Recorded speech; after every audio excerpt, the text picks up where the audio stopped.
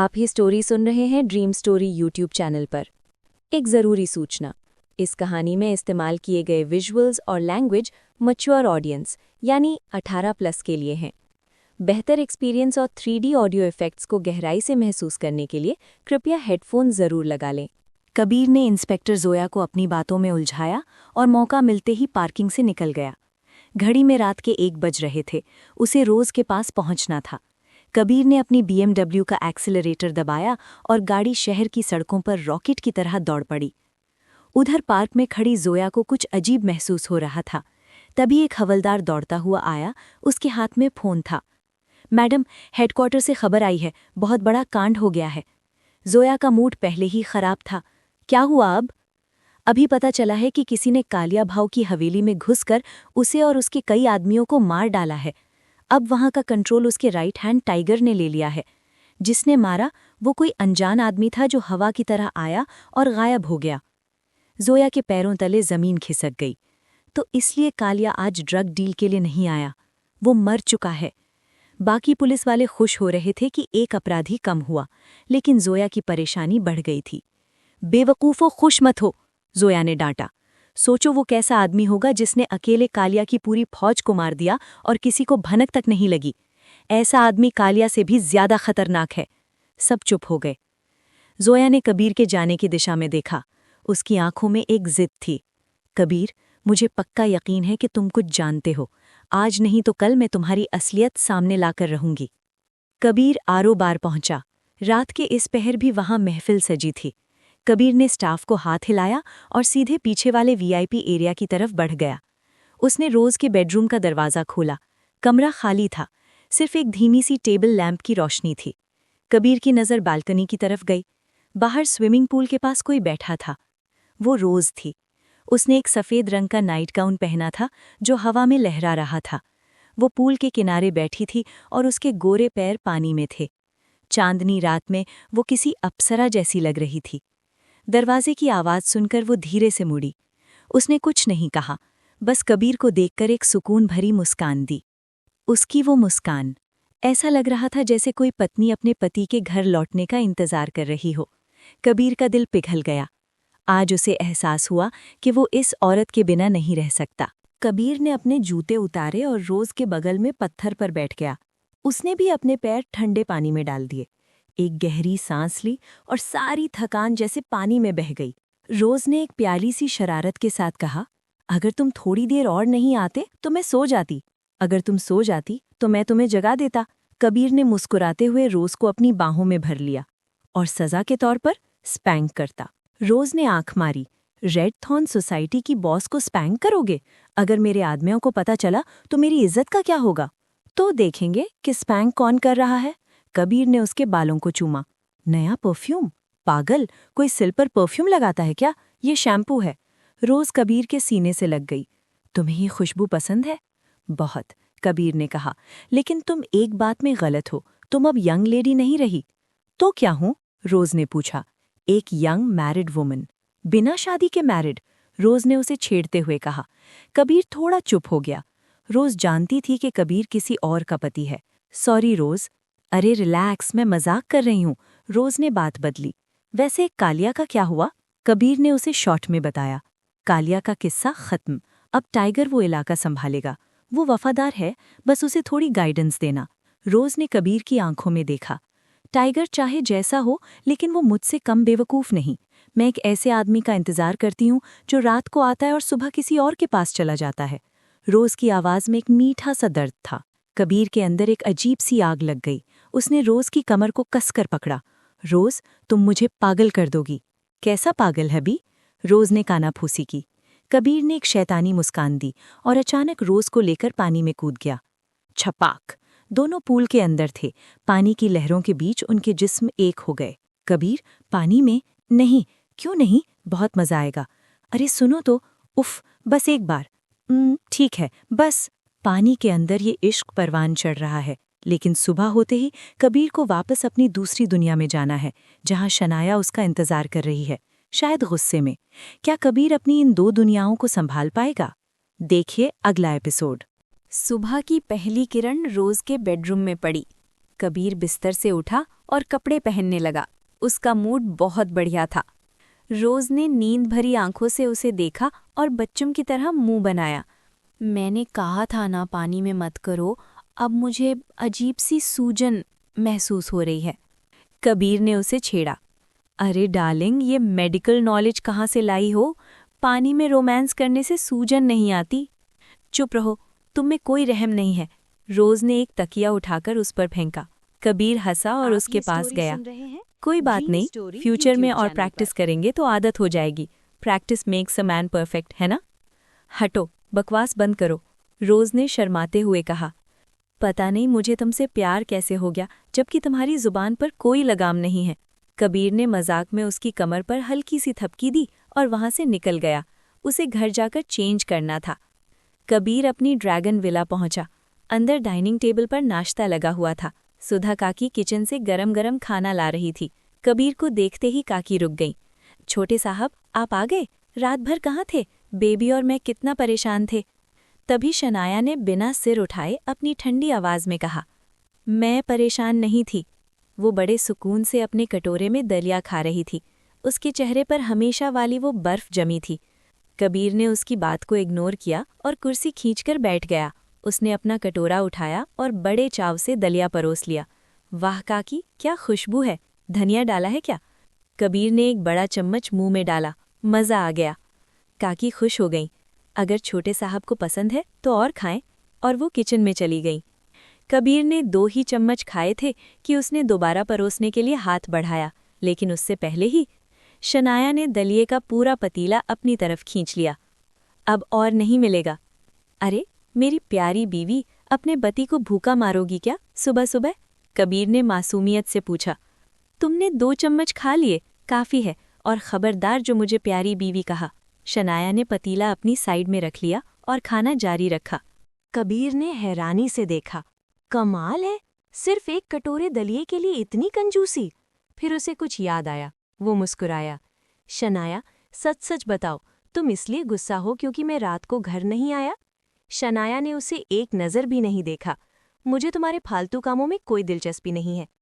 तो फिर दलिया क्यों छीना? कबीर ने पूछा। ये काकी ने मेरे लिए बनाया है, अपना इंतज़ाम खुद करो। कबीर ने सोचा कि ज़बरदस्ती छीनना ठीक नहीं लगेगा। वैसे भी उसने ऑफिस की लड़कियों से वादा किया था कि वो नाश्ता लाएगा। वो चुपचाप ऊपर गया, कपड़े बदले और नीचे आया। काकी, मैं चलता हूँ, बाहर खा लूँगा। कबीर ने एक ललचाई नज़र उस दलिये पर डाली और निकल गया। काकी ने शनाया के पास जाकर धीरे से कहा, बेबी, छोटे साहब दिल के बुरे नहीं हैं। पति पत्नी को ऐसे नहीं रहना चाहिए। अगर आप उनसे थोड़ा प्यार से पेश आएं तो वो बाहर क्यों जाएंगे? शनाया ने चम्मच रख दिया। काकी, मेरा पेट भर गया है, मैं ऑफिस जा रही हूँ, और वो वहाँ से उठकर चली गई।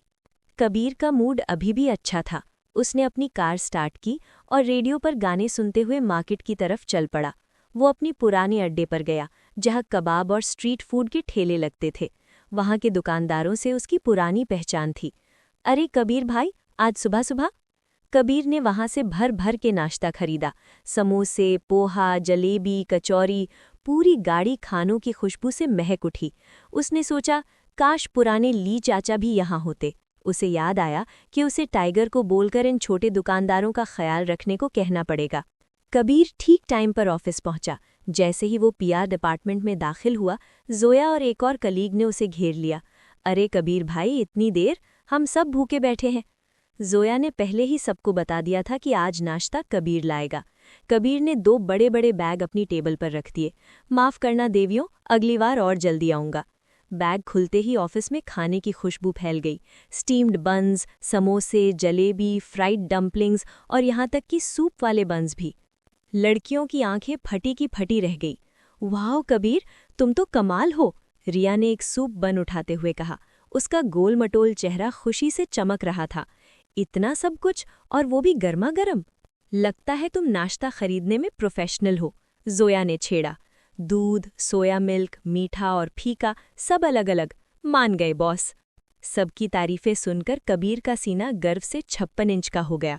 वो भूल ही गया कि वो यहाँ पीआर की नौकरी करने आया है, डिलीवरी बॉय की नहीं। अरे जब मैं कुछ करता हूँ तो दिल से करता हूँ। आप लोग मज़े से खाओ, जो पसंद आए बताना, कल और लाऊंगा। कबीर ने अपनी कॉलर ठीक की। बचपन में मैं आदर्श बालक बनने से बस थोड़ा सा ही चूक गया था, वरना आज मेरी फोटो किताबों में होती। ऑफिस में जश्न का माहौल है, लेकिन कबीर ये नहीं जानता कि शनाया अपने केबिन में बैठी अभी भी उस सुबह वाले झगड़े के बारे में सोच रही है। क्या नाश्ते की ये खुशबू शनाया के गुस्से को पिघला पाएगी? कबीर के बातों से ऑफिस की लड़कियां खिलखिलाकर हंस पड़ी। तभी छोटे बालों वाली एक लड़की, जिसके हाथ में फ्राइड डम्पलिंग था, शर्माते हुए कबीर के पास आई। कबीर भाई, थोड़ा पास आइए ना, कुछ कहना है। कबीर ने जैसे ही कान आगे किया, मुआह! लड़की ने कबीर के गाल पर एक जोरदार किस कर दिया। उसका चेहरा शर्म से लाल हो गया। ये आपके लिए रिवॉर्ड है। कबीर को लगा जैसे वो 7वें आसमान पर है। भाई साहब, ये ऑफिस है या जन्नत? दूसरे ही दिन किस मिल गई। अगर मैं रोज नाश्ता लाऊंगा तो क्या क्या मिलेगा? कबीर ने गाल पर हाथ फेरा। थोड़ा तेल लगा था। ओए छोटी, ये चीटिंग है। मुंह पर तेल लगा था। अब अगर ये साफ नहीं हुआ तो वापस किस करके साफ करना पड़ेगा। कबीर ने छेड़ा। कबीर भाई, बोलना ही मेरी गलती थी। यहाँ सब आपसे छोटे हैं, ज्यादा उड़िए मत। लड़की ने नखरे दिखाए। कबीर को याद आया, अरे हाँ, मैं तो सिर्फ 23 का हूँ। अभी तो मैं भैया नहीं, मुन्ना हूँ। लड़कियां अपना अपना खाना लेकर काम पर लग गई। बीच बीच में कबीर को कातिल नजरों से देख रही थी। कबीर का मुंह लाड़ से भर गया। उसने बचा कुचा नाश्ता गपागप खाना शुरू कर दिया। तभी कबीर की नज़र कोने में बैठे चंपक पर पड़ी। गोरा चिट्टा भोला भाला चंपक चुपचाप कीबोर्ड पर टाइप कर रहा था। उसने नाश्ता नहीं लिया था। कबीर ने 2 बड़े बंस उठाए और उसके पास गया। चंपक भाई, नाश्ता किया? चंपक घबरा गया। नहीं। तो लिया क्यों नहीं? अब से नाश्ते का डिपार्टमेंट मेरा है। कबीर ने पैकेट थमाया। ये लो, बिना पेट्रोल के गाड़ी नहीं चलती। चंपक ने एक बन निकाला और दूसरा वापस कर दिया। वो, मेरी भूख कम है, एक काफ़ी है। कबीर को लगा जैसे गले में कुछ अटक गया हो। मर्द होकर सिर्फ एक बन? भाई मजाक कर रहा है या सीरियस है? कबीर सिर हिलाते हुए अपनी सीट पर वापस आ गया। तभी मीरा वहां आई। लाइट पर्पल ड्रेस में वो कयामत लग रही थी। बालों में रोज कलर का क्लिप और बदन से लैवेंडर की खुशबू। कबीर ने उसे स्कैन किया। ये बंदी बिस्तर पर तूफान ला सकती है। मीरा ने चंपक की तरफ देखा। कबीर, चंपक का ख्याल रखना, वो बहुत शर्मीला है और अकेला रहता है। हम लड़कियां हैं, उससे ज्यादा घुल मिल नहीं सकती। फिक्र नॉट मीरा जी, अपने भाई का ख्याल मैं रखूंगा, कबीर ने वादा किया। मीरा मुस्कुराई। सुना था तुम टैलेंटेड हो, लेकिन तुम्हारी तो सिर्फ जबान चलती है। पास बैठी जोया ने मीरा को घूरा। मीरा दीदी, कबीर से पूछो ना उसकी गर्लफ्रेंड है या नहीं, तुम दोनों की जोड़ी अच्छी जमेगी। कबीर की नज़रें मीरा के खजाने पर टिकी थीं। वो, मैंने बताया नहीं, मैं शादीशुदा हूँ, उसने भारी मन से कहा। शादीशुदा? जोया हैरान रह गई। तुम्हारी शक्ल देखकर तो नहीं लगता, तुम तो पूरे ठरकी दिखते हो। ए, इज्जत से, मैं बहुत शरीफ हूँ, कबीर ने कॉलर ठीक की।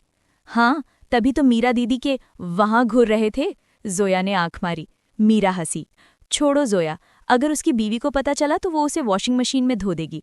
मीरा मटकते हुए चली गई। कबीर ने जाते हुए मीरा को देखा। उफ, क्या चाल है। जोया ने कबीर के कान में फुसफुसाया। कबीर, एक राज की बात बताऊं? क्या? कबीर के कान खड़े हो गए।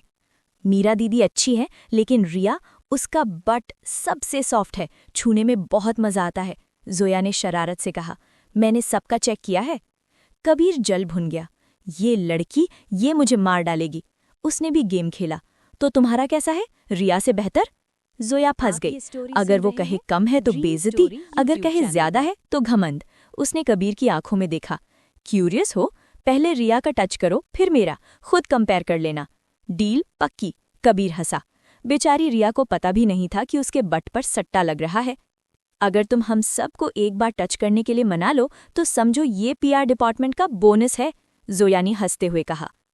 कबीर का दिन बन गया था। काम के नाम पर उसने सिर्फ कंप्यूटर पर गेम खेला, गोल्ड माइनर। दोपहर के 12 बज गए। रिया और मीरा लंच के लिए उठी। जोया ने भी अपना बैग उठाया। कबीर, गेम खेल रहे हो? जोया सही थी, तुम यहाँ टाइम पास करने आए हो, रिया ने छेड़ा। कबीर ने पेट पर हाथ फेरा। लंच का टाइम हो गया?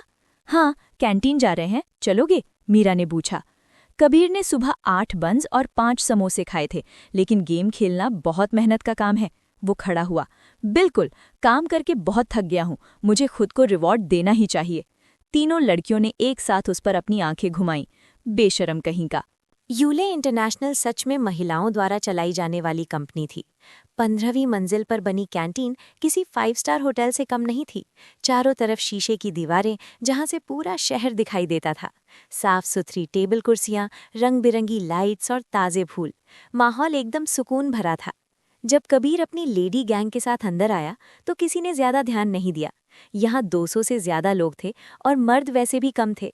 रिया ने हंसते हुए पूछा, कैसा लगा? हमारी कंपनी का वेलफेयर शहर में सबसे बेस्ट है। जगह तो शानदार है, घुसते ही भूख बढ़ गई। कबीर ने सच कहा। ये सब हमारी सीईओ ने खुद डिजाइन किया है, हम सब उनके फैन हैं। रिया ने गर्व से कहा। सीईओ यानी मेरी घरवाली? कबीर ने चारों तरफ देखा। सब कुछ साफ, ठंडा और एलिगेंट था, बिल्कुल शनाया की तरह। हाँ, समझ सकता हूँ, ये ठंडापन जाना पहचाना लग रहा है, कबीर ने मन में सोचा। तभी जोया ने पूछा, कबीर, कल सीईओ ने तुम्हें बुलाया था ना, क्या बात हुई? कुछ खास नहीं, बस नए कलीग से मिल रही थी, कबीर ने टाल दिया। कौन यकीन करेगा? जोया ने नखरे दिखाए। वैसे तुम्हें वो कैसी लगी? सुना है वो शहर की सबसे खूबसूरत बिजनेस वूमन है। कबीर हंसा। ठीक ठाक हैं, बस बहुत ठंडी हैं, उन्हें देखकर रोंगटे खड़े हो जाते हैं। सब लड़कियां हैरान रह गईं, उनके लिए शनाया एक देवी की तरह थी। मीरा ने कहा, यही तो उनकी खासियत है, वो सबसे अलग हैं। कबीर ने मन ही मन सोचा, अगर तुम्हें पता चले कि वो घर पर दलिया छीन लेती हैं तो क्या सोचोगी? वो चारों एक बड़ी टेबल पर बैठ गए। कबीर ने देखा कि एक तरफ कांच से घिरा हुआ एक वीआईपी एरिया है जो बिल्कुल खाली था। वहां कोई क्यों नहीं बैठता, जगह तो बहुत अच्छी है। रिया ने बताया, वो मैनेजमेंट के लिए है, सिर्फ वाइस हेड या उससे ऊपर के लोग ही वहां जा सकते हैं, उनके लिए अलग से शेफ खाना बनाता है। इतनी बड़ी जगह खाली पड़ी है, क्या बर्बादी है। कबीर ने अपनी प्लेट देखी, उसमें थोड़ा सा चिकन और थोड़ी सी सब्जियां थीं। इतना कम खाना, इससे तो चींटी का पेट भी ना भरे। 5 रुपए की थाली में इससे ज्यादा मिलता है।